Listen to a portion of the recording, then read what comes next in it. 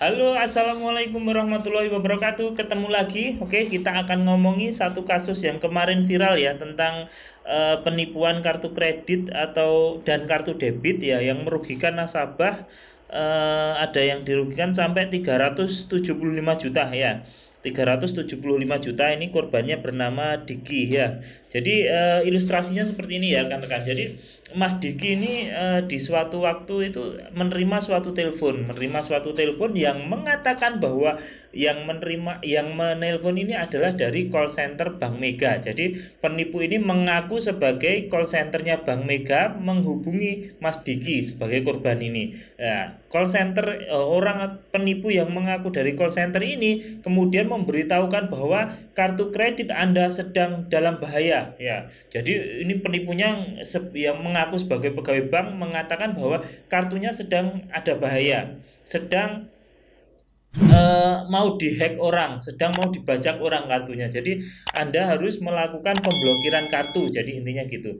Anda harus melakukan pemblokiran kartu. Nah, kemudian tiba-tiba ada 10 SMS notifikasi OTP. Jadi ceding ceding ceding 10 kali 10 kali OTP. Jadi kalau OTP masuk ke handphone kita itu berarti kan ada percobaan untuk melakukan transaksi dengan nomor kartu kita kan gitu kan ya, logikanya kan gitu. Jadi karena ada percobaan menggunakan nomor kartu kita, maka OTP akan otomatis dikirim ke kartu kita. Ceding ceding ceding ceding ceding ceding. Nah, sama penipu ini Mas Diki diarahkan untuk membuka email, di mana email itu bertujuan untuk memblokir ya, di mana email itu bertujuan untuk memblokir kartunya agar tidak diretas orang ya gitu. Dengan keadaan mungkin panik ya, mungkin panik Mas Diki akhirnya eh, membuka emailnya. Jadi korban ini membuka emailnya, kemudian di email itu ada link tautan. Ya mungkin kisahnya gini, seperti ini ya. Mungkin ada sedikit perbedaan, tapi setelah saya baca-baca itu kisahnya seperti ini. Nah, kemudian di email itu ada tautan. Tautan kalau diklik untuk pemblokiran, tautannya itu biasanya ya disamakan persis formatnya dengan bank yang bersangkutan. Jadi seolah-olah ini email dari bank gitu ya, email dari bank, padahal ini email dari penipu tadi kan. Terus diklik tautan linknya, klik, akhirnya masuklah ke suatu halaman website. Biasanya triknya penipu seperti itu, masuk di halaman website. Setelah masuk di halaman website itu kita diminta memasukkan informasi-informasi pribadi kita, termasuk tadi kode-kode OTP yang masuk tadi, suruh menginformasikan. Jadi biasanya penipu itu mengasih informasi bahwa itu kode OTP, silahkan masukkan kode OTP untuk membatalkan transaksi. Lah ini cilakanya ya teman-teman. Padahal kode OTP tadi itu sebenarnya kalau sampai itu masuk ke penipu ya, penipu bisa menggunakan kode OTP itu untuk transaksi gitu ya. Jadi karena yang kita inputkan tadi bukan di web resmi, di web palsu yang seolah-olah menyerupai web asli, dibikin sedemikian rupa, ada logonya, pokoknya kalau orang nggak hati-hati pasti nganggep ini asli lah, ini website aslinya. Dengan polosnya korban memasukkan kode-kode OTP tadi melalui website itu gitu loh. Dengan harapan kartu kreditnya bisa diblokir, transaksinya tadi itu bisa ditangkis gitu ya. Nah, tapi kenyataannya apa yang terjadi? Kode-kode OTP ini berhasil dilihat oleh penipu karena kita memasukkannya ke web yang palsu, maka OTP-OTP tadi itu masuknya ke datanya penipu, bukan datanya bank ya, kebaca ya. Jadi yang tadi percobaannya itu gagal ya, yang 10 OTP tadi kan kalau penipu tidak mengetahui kode OTP-nya, dia tidak bisa transaksi. Dengan kita inputkan ke website tadi, maka penipu akan bisa melakukan transaksi gitu loh.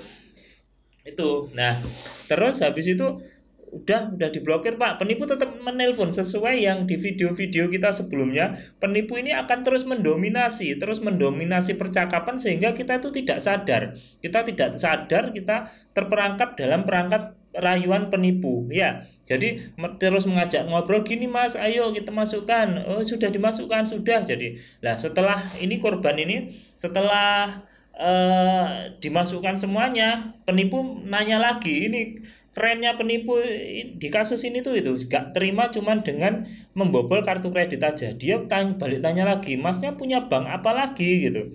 Masnya punya bank apa lagi? Disebutkan, saya punya BCA. Nah, Dikoreklah penipu dengan dalih biasanya ya pengalaman-pengalaman terdahulu itu biasanya bahasanya seperti ini. Oh gini Mas, biasanya penipu apa? Biasanya penjahat cyber itu ini omongannya penipu untuk menakut-nakuti. Itu kalau sudah menyerang di bank salah satu bank lainnya akan ikut diserang gitu. Padahal kan ya nggak ada hubungannya gitu. Antar bank kan ininya beda gitu, plafonnya beda gitu. Tapi dengan keahlian ngomongnya penipu meyakinkan korban ini seperti itu. Oh ya, terus gimana? Oke, ini ada kode pembatalan. Ya seperti modusnya sama. Tolong diinfokan ya nanti kode OTP-nya gitu. Kode pembatalannya diinfokan ke saya, nanti langsung saya saya blokir yang rekening BCA-nya gitu.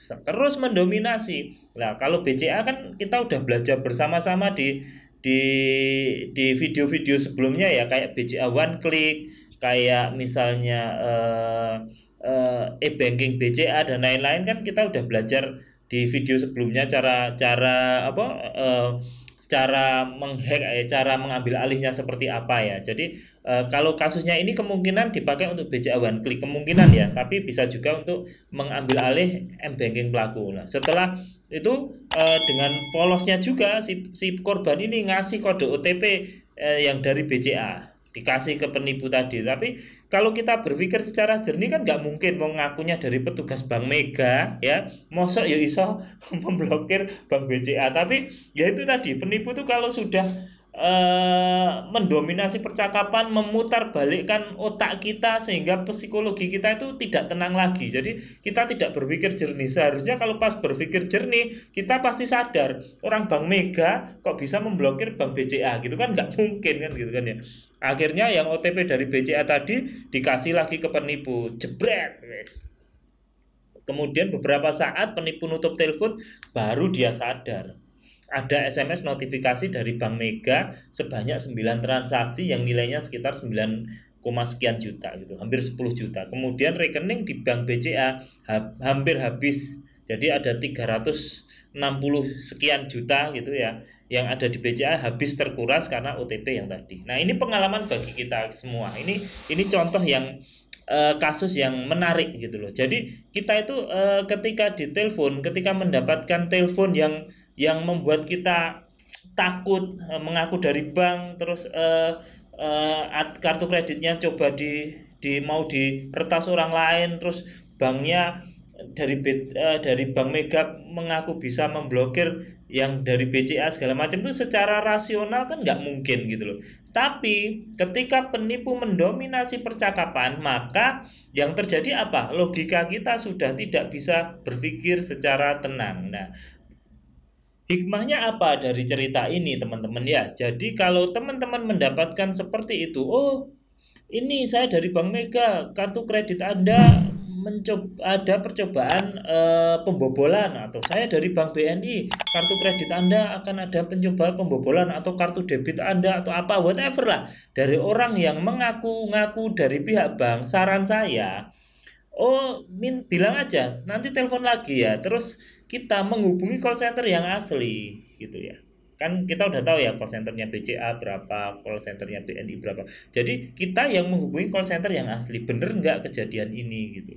Karena pada banyak kasus karena kita keburu tegang, ya akhirnya seperti ini, uang kita hilang semuanya gitu loh. Jadi kalau ada telepon yang mengaku-ngaku dari pihak bank tentang bahwa kita dalam bahaya, sebaiknya kita tutup dulu ya, terus kita konfirmasi lagi ke nomor yang asli. Karena kalau kita turutin habis uang kita. Jadi triknya penipu itu. Dan penipu itu rakusnya minta ampun. Contoh kasusnya yang tadi itu, penipu itu rakusnya minta ampun. Kenapa kok rakus? Dia sudah dapat membobol kartu kredit Bank Mega, dia masih belum puas, masih membobol lagi kartu debit di BCA kan gitu kan, rakusnya minta ampun. Makanya hati-hati ya teman-teman, hati-hati gitu. Jadi itu aja ya yang saya share kali ini. Jadi teman-teman tetap harus hati-hati, tetap tenang kalau mendapatkan telepon dari orang yang mengaku pihak bank, tetap tenang ya. Oke, mungkin itu aja dari saya. Semoga bermanfaat. Bagikan video ini jika teman-teman merasa video ini bermanfaat. Assalamualaikum warahmatullahi wabarakatuh.